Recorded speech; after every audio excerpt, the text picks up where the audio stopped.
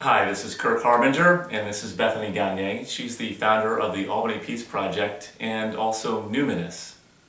So what we're going to do is talk today about the broader themes of the Peace Project and how all of the efforts that you've been doing in the last year or two kind of come together. Right, yeah. So this is the first in a series of 3 videos that we've put together. And so for the first one, we're going to talk about the Peace Project and also the themes of happiness and peace. Yes. Okay. So why did you start the Peace Project itself? Well, for over 20 years I've worked in the field of biofeedback, which essentially is teaching people how to use the mind to positively influence the body. So for years I've watched how the mind has impact in the body. So wherever we point the mind, kind of like a laser, we'll get an effect. So you point it in the heart, you get one effect. You point it in the lower abdomen, you get another effect. And so this idea that's always fascinated me about where is my mind pointed and what kind of result or impact am I getting. And this idea that when we consistently point the mind in certain places, there seems to be a cumulative effect.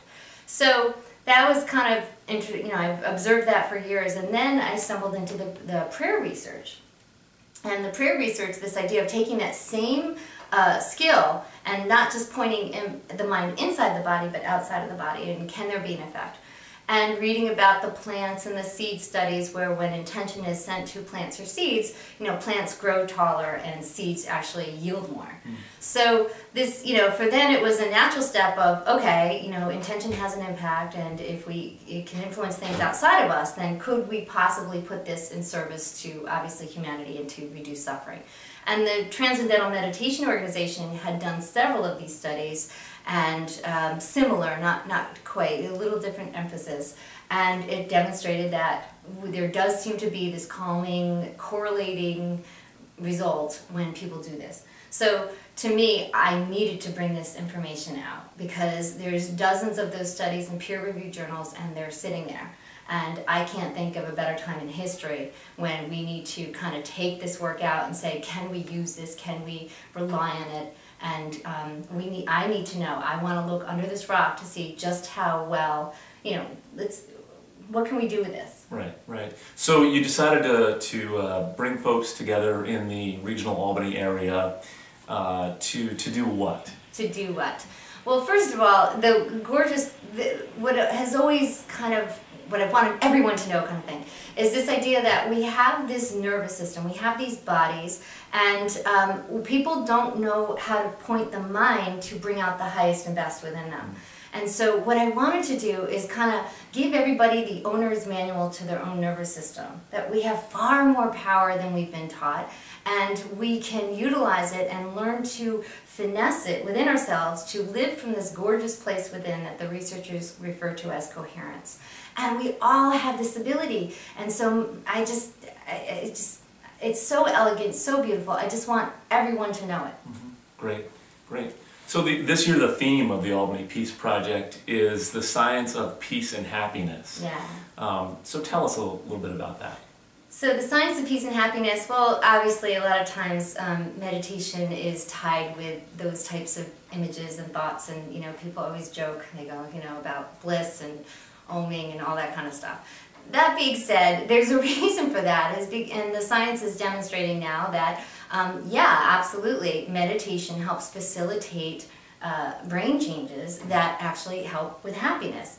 Basically, it increases the volume of the brain, especially on the left side, that is responsible for positive emotions. So when we practice this, not only that, but the amygdala, which really is kind of our alarm center of the brain, gets muted so that our fear and threat levels can feel lower, and then our positive emotions get, the volume of that gets enhanced. So this idea of training people how to kind of sculpt the brain to facilitate long-term happiness is one thing. And also the fact that there's a lot of research now in positive psychology that is showing that happiness is a skill.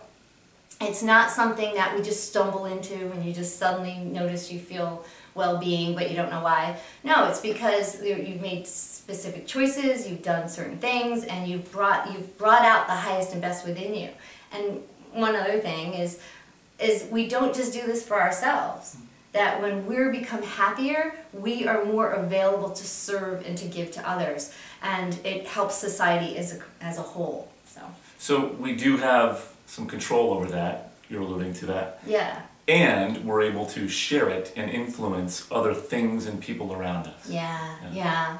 So there's a happiness pie, and you want to explain a little bit about that? Sure. In the happiness research, there's something known as the happiness pie by Sonia Legobersky.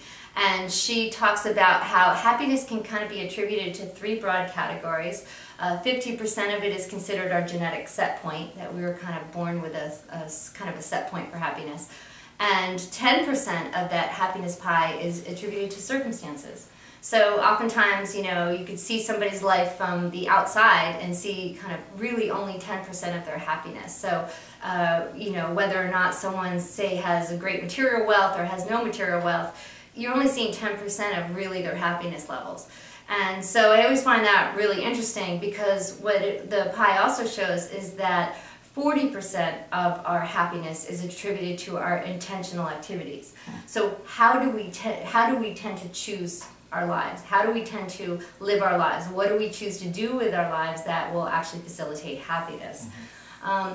So between those 3, when we can really understand that happiness pie, that really our happiness is not dependent so much on external circumstances, and we can kind of own that, and then we can choose things differently.